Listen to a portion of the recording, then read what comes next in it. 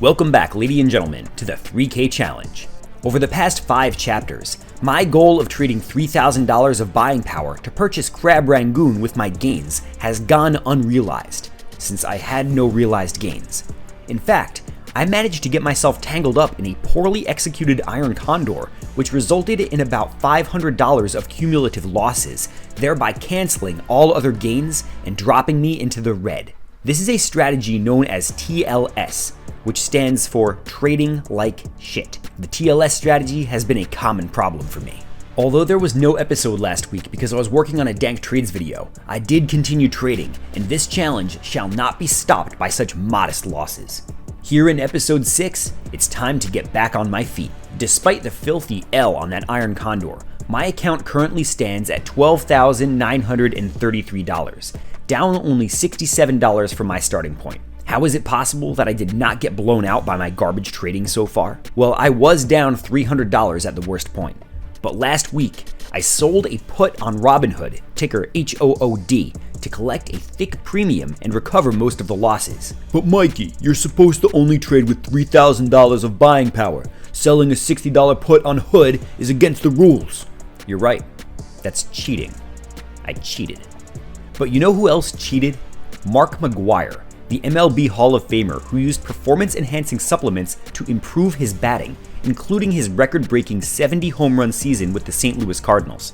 According to McGwire, he used steroids to recover from injuries, not to enhance his performance in general. So I liken Mark McGwire's use of performance-enhancing drugs to recover from baseball injuries to my use of expanded buying power to recover from my portfolio's trading injuries.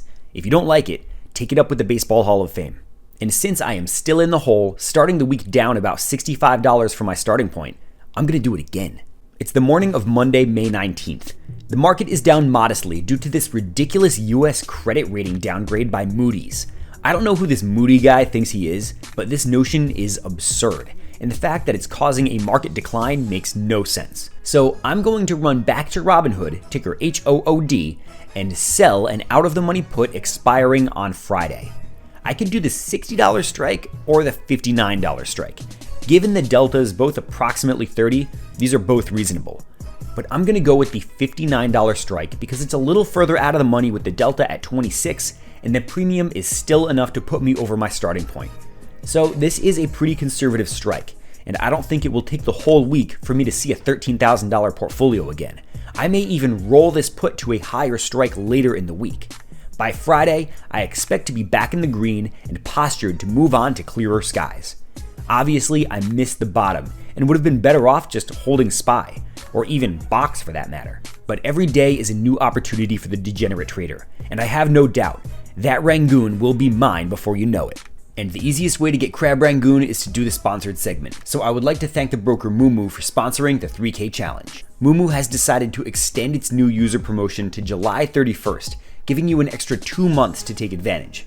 During the promotion, new users in the US will receive up to 60 free shares with their deposit. That is the highest number I've seen from any broker. If you're in some extracurricular country like Australia, the new user reward will be different, so mind the landing page.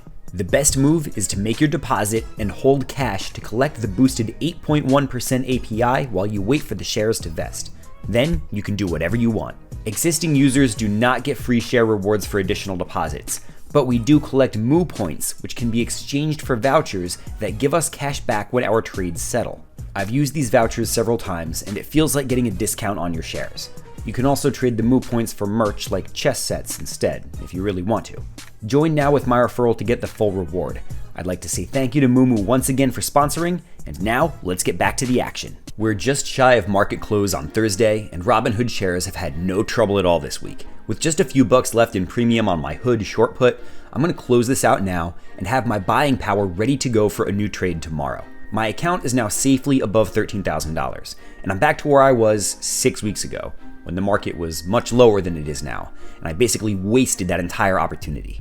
But now that I'm no longer in the red, I don't need to put my buying power on steroids anymore, and I will return to the planned $3,000 of buying power. The market is just seconds from closing, so I'll pop back in tomorrow morning to set up a new position. Teeing off again on Friday the 23rd, we're getting greeted with news that Liberation Day is back on after all, and we're going to hit the EU with 50% tariffs next week. This is pretty unexpected since those tariffs were supposed to be canceled for 90 days, which would be late July. So I'm not gonna lie, I'm not enjoying this move. I was really bullish after the Liberation Day tariffs got canceled, and now that they're back on against the EU, I'm not happy. And I'm really not happy because SPY is back at 577, which was my break even on my Iron Condor. I wouldn't be green at this point, but my losses would definitely have been reduced to the point where I would have earned Crab Rangoon. So definitely another TLS, but I gotta move on.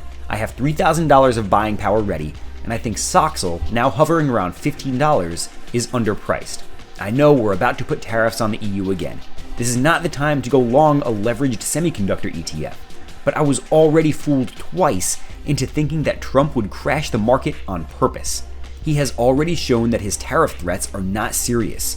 Trump will puss out on these tariffs. If they get implemented at all, we will make a trade deal that removes the tariffs right away.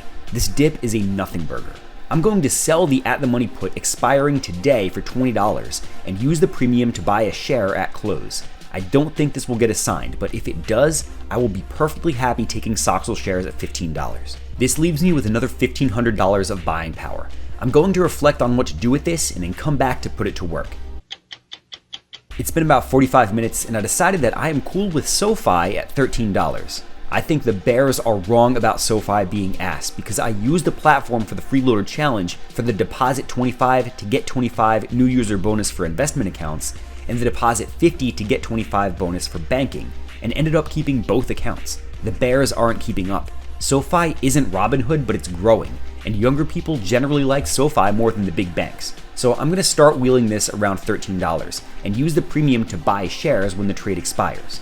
Unfortunately, the premium on SoFi at the money short puts expiring today is only $9. So I'll sell the $13 put expiring next week for $35. And now that the trade is locked in, I just realized that this is kind of dumb. I should have just taken the $9 today and just opened next week's position on Monday. But it's fine, it's done, and I don't really feel like re-recording. So let's pack it in for the week. Robinhood steroids got me back to 13,000, and we'll find out next week if I manage to screw myself over again. Thanks for watching, and don't forget to join our free Discord. I'll see you next episode.